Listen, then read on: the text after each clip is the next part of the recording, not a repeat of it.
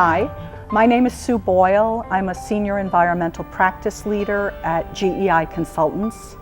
My office is located in Mount Laurel, New Jersey, and we have offices throughout the United States. My specialty is regulations and process and brownfields redevelopment. Like this beautiful coastline in Jersey City is the kind of work that I helped with in terms of the environmental consulting and the process of getting through the state government so that contaminated property could be redeveloped into this great new use. I got into the environmental industry originally as an employee of the state of New Jersey. So my first career was the state of New Jersey.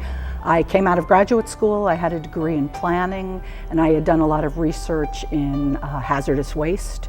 And at the time, there was a lot of interest in finding locations to safely locate hazardous waste facilities like incinerators. So my first career was with New Jersey, working for the Hazardous Waste Siting Commission. And then after that, I transferred into NJDEP and finished out my career working in the site remediation world. And what had happened in my transition was the whole idea about reusing contaminated vacant property and building on it, but doing it safely, which is known as brownfields redevelopment, came into play, and that's what I specialize in. It's been a great job, and then when I was ready to leave public service, I had known GEI from my work in brownfields. I knew them in Connecticut and I knew them here in New Jersey. They had done a lot of great work in Camden. They had done a lot of great work up in Connecticut. They knew I was thinking of leaving. They knew my skill set. I had worked with them while at the department on a couple of projects, and so it was a really nice fit. Let's talk innovation. It sounds like there's so many different ways you can speak about that, but what do you feel is most innovative about what you do and the company that you work for?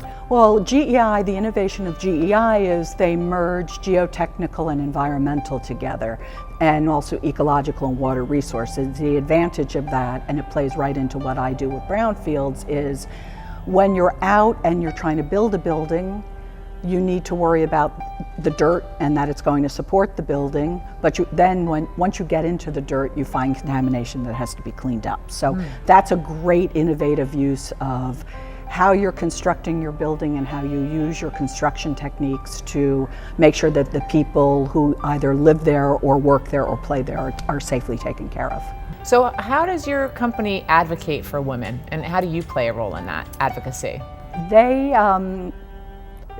Those of us who are senior women are very strong advocates. Actually, GEI is a very strong advocate for the Society of Women Environmental Professionals, which is a group that has chapters in New Jersey, Pennsylvania, Massachusetts, and Connecticut. And they've been very active in that because they view it as and I totally agree with them. I've been involved with SWEP forever here in New Jersey, and I'm an emeritus past chair. And so the purpose of SWEP is to bring women from all sorts of environmental disciplines together and let younger women know all of the options they have in front of them. And GEI has always been a supporter of that. What advice would I give to the next generation? They should be active. If we're talking particularly about the next generation of women, they should be active. They should make sure their voice is heard. They should speak up. And I'm really impressed with the generation of women behind me because I see that in them. They're in the field, they take charge, they're leaders. They're not shy about voicing their opinion. They're not shy about arguing a technical point, which is great. And one thing that my new passion as of this Monday is I go to a whole lot of conferences, and I also plan a whole lot of conferences, and I am seeing that almost all the panelists have 10% or less women as speakers. So my new passion, and I think leading women entrepreneurs can help with that, is how do we create a speaker bureau? How do we get more women on panels? How do we get them out there speaking?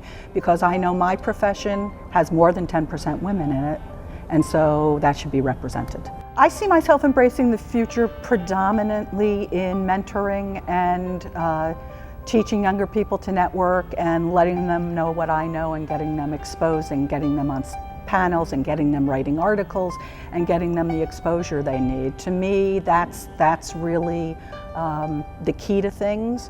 I also think we need to reach high school students and college students, particularly women, to go into the science and technical fields and to let them know there's a career path for them. So those are all the things I'm very interested in. Oh, great. Well, thank you so much for this interview. Congratulations again.